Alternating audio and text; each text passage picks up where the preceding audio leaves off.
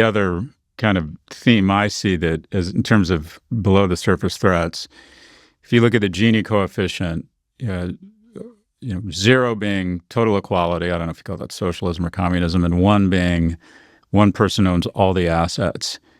The French Revolution and Let Them Eat Cake, Marie Antoinette was around somewhere between 80 and 85. That's usually when it's revolution time.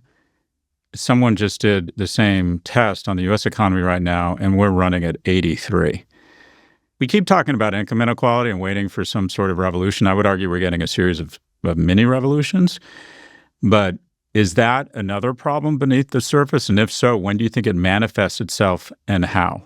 The evidence on income inequality turns out is a little less clear-cut than when we are thinking, especially over the last few years. If you look at some aspects of wage inequality, it's continued to go up. Some aspects of income inequality have, but if you look at the overall income, accounting for government taxes and transfers, it's not gone up as much as you might think. But wealth inequality has certainly gone up, and the most noticeable portion of wealth inequality, of course, is what goes to the top 1% or the top 0.1%. And I think the real concern here again is that there is a sense that market-oriented liberal democracies, which were seen as the paragon, and the US in turn was seen as a paragon of those values, that turns out to have some intrinsic deficiencies. And the deficiencies especially come out when the political system becomes subject to capture. And I think it's that sense of unfairness, Scott, that is really the problem. In a market economy, people accept that there is going to be inequality. And in fact, that's how we get wonderful innovation, because the returns to innovation are very high. But if people feel that the system is unfairly stacked against them, that is a problem. But to your point about, what might happen to the tensions beneath the surface, if you think about the US, it is known for going from one side to another. And of course, the US is extreme, so it doesn't just go from one side to another. It lurches from one extreme to the other. But the self-correcting mechanisms have always worked, Scott. And this is where I get really concerned about the doom loop dynamics, which is that many of the self-correcting mechanisms, including the democratic process, the system of checks and balances, the rule of law, all of which are very important for these, shifting back to the middle and then over to the other side. Those are all fraying before our eyes. So I worry that these tensions could basically boil over in some way.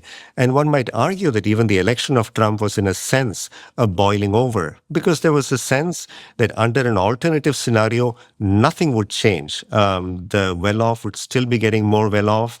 The political process would not change. So when Trump came along with this message that I'm an insider, I know how this works, I'm going to blow it up, that's the only way to make things better, I think many people accept that as a roll of the dice. It's not worked out so well, but perhaps that's what they were hoping could affect some change. I think the hopeful notion is that the means of correction around income inequality is a democratic process. My understanding of economic history, and I'm open to pushback here, is that more often the means of correction are war, famine, or revolution. Your thoughts? That's true.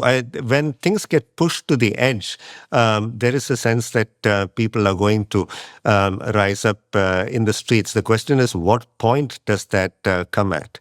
One thing that I point to in my book is that people seem to care about economic outcomes. They also care about security. Both security in terms of their day-to-day lives and also in terms of national security. So skilled politicians are very effectively able to pull the latter trigger, summoning up the politics of fear, where they talk about, the fears that people have, and that enables them to overcome the politics of hope, which is why I think we are where we are. But you're absolutely right. There is a risk that we could end up in a much more difficult spot. And this is not a book about the US. It's not a book about Trump. It's not a book about the last year. We see many of these forces play out around the world, and we've seen, very negative reactions in many countries. In a country like Poland, you saw a huge shift to the right, but then the equilibrating mechanism sort of worked and it's back at the center. Other countries, the dynamics are playing out such that it is shifting even more to the right. And that may be where we end up, with a political system that is hugely polarized and where even the center starts shifting even more to the right.